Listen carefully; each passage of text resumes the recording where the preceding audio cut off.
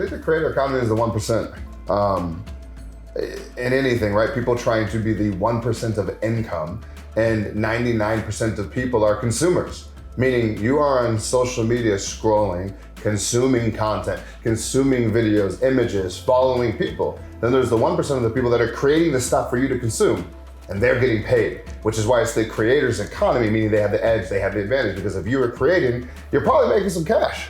Yeah, so the creator economy started a long time ago. I mean, I started my social media agency almost 9 years ago, paying influencers to make content. So the creator economy has always existed.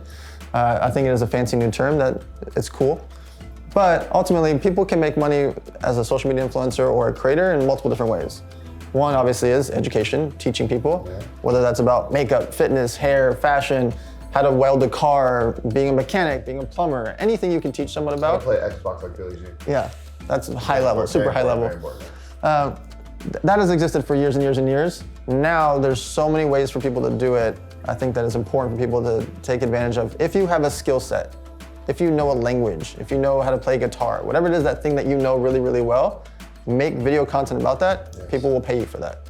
I would say the biggest change that I've seen is the speed of implementation for most things. So I remember a decade ago when you were building a website or creating something, it just took forever. You had to whether it was Joomla or WordPress, and there was plugins and everything loaded slow. Tech just keeps speeding things up and making it easier. But because everything is easier, the barrier to entry is so low. Anybody can play this game. And this is why a lot of people are confused of who's legit or who's not, because anybody can put up a website in 2 seconds and copy everything. So the speed of tech, everything is click, drag, and drop now. What would you think? What have you seen the evolution? Because I know, Dan, you saw early on YouTube the potentials for marketing really, really early on. What have you seen as far as this evolution? So the biggest change has been the algorithm. When I first started my agency, there was no algorithm, and everything was in chronological order. So if I posted something, hey, I'm at a restaurant, and Billy's at the restaurant, you're like, oh wait, you're at the restaurant, where are you at? Timeline. Right? It was then called social media. Right now it's just media. And so the algorithm has changed everything where you are creating content. I might post I was at the restaurant, he might not see it for 2 days or ever. And so the algorithm has changed a lot of things. Dan, why the fuck didn't you tell me you were at the restaurant? Right? I tried to, I posted. Zuckerberg didn't want you to see it. Yeah, that's crazy. The reach is horrible right now. And so the algorithm is the biggest change, the biggest evolution change in this category, and it's gonna keep getting worse and worse. Yes. What that means is your content has to get better and better. If you make good content, people will share it. And if people share it, your algorithm gets, it goes up. I think everybody needs to remember, it is a competition.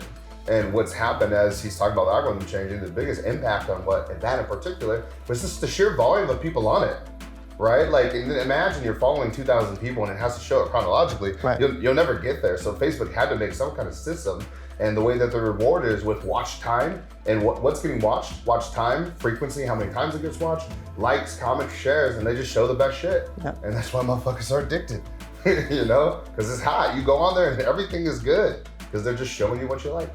Yeah, people have gotten better. When I first started the agency, there was a few thousand influencers. You can name them, right? Now there's hundreds of thousands of influencers, millions of content creators across the world. And so now video phones are really nice, so nobody needs a fancy camera like this. They can use an iPhone or an Android and make great content. You don't need a fancy editor because there's so many editing apps now. Everything changed because it's so much easier to do things now. Yeah. So with everyone being locked down, it made us not travel. And when you're not traveling, you have more time on your hands, and idle hands start to do things. And you only watch so much porn.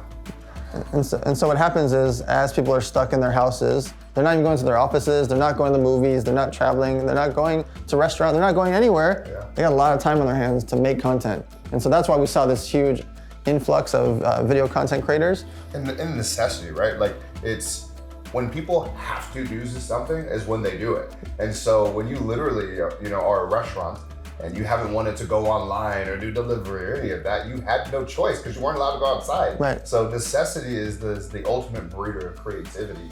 And so I think that's what happened. Just needed to, so they did, It fast forwarded the inevitable. Exactly. We were always gonna do this. It's just now people had 2 years stuck at home to actually create that content and do those things, and realize they need other income streams. Yeah. And what better income stream than making content about something that you know about?